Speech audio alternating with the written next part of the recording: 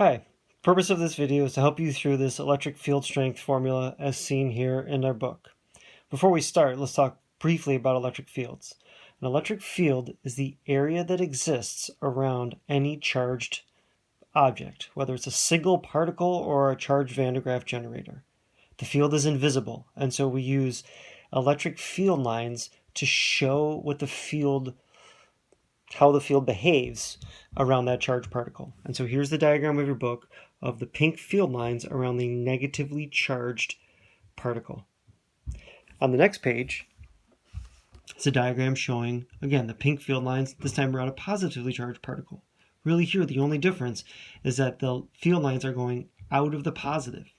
On the last picture, they went into the negative. When we look at two particles near each other, we see that the field lines are flowing out of the positive and into the negative. Now, the field strength is how strong the field is at different places within the field. Here, where the field lines are close to each other, near the positive or near the negative, the field is strong.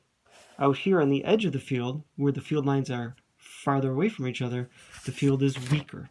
And so we can see relative strength of the field by examining the field lines. They always go out of the positive and into the negative, and the field is always strongest where the field lines are closest together. Here's something called charge parallel plates. This would be two long parallel plates that each carry a charge. One is positive, one is negative. You'll notice that the field lines here still flow from positive to negative with slight curves near the ends, right here and right here. But because in between the ends, the field is uniform strength, that means it's the same strength everywhere. This is shown by having these parallel field lines that are equidistant apart from each other.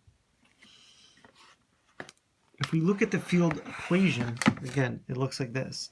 The electric field, E, is the force per every charge in the field. So I have a little sketch here of a charged, let's say, Van de Graaff generator with the field lines flowing into it because it has a negative charge. I've placed two test charges in the field. Test charges are typically positive. One is plus 1 coulomb and one is plus 2 coulombs. Both of those would be being pulled towards this Van de Graaff generator.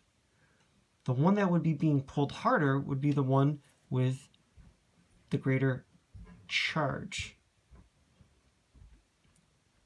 Just like something that weighs more is pulled stronger by the earth when pulled next to something that weighs less in a gravitational field.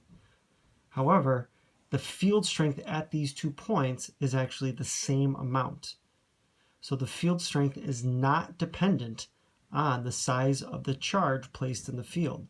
It's really only dependent on 2 factors: how strong the actual object is that's charged and how far away these charges are within the field. If I move this charge further away, the force on it would be less, and if I move this charge closer, the force on it would be greater.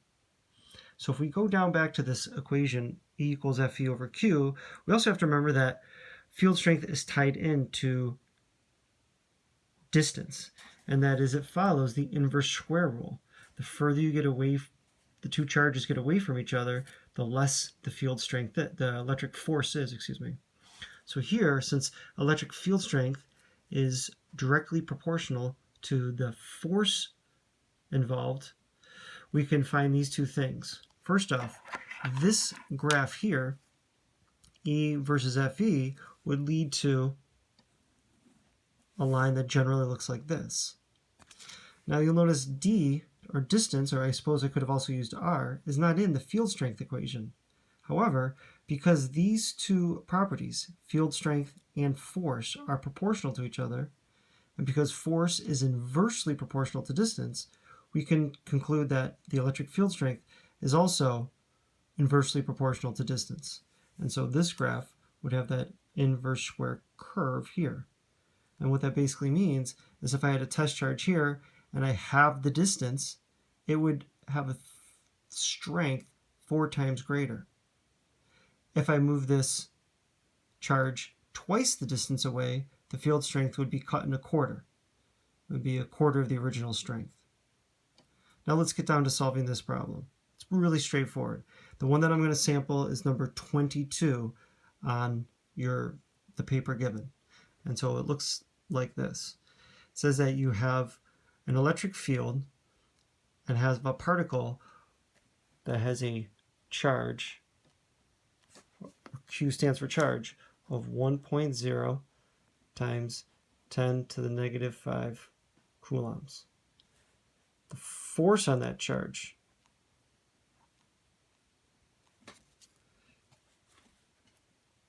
is 0.20 newtons. And what we're trying to find is the E, the electric field strength at that specific point within the field.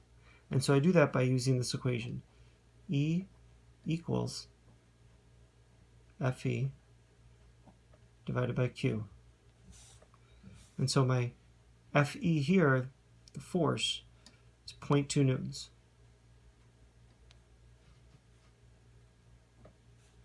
The charge is 1.0 times 10 to the negative 5. So I'm going to, that's coulombs. Right? So I'm going to bust out my calculator and put it in as follows.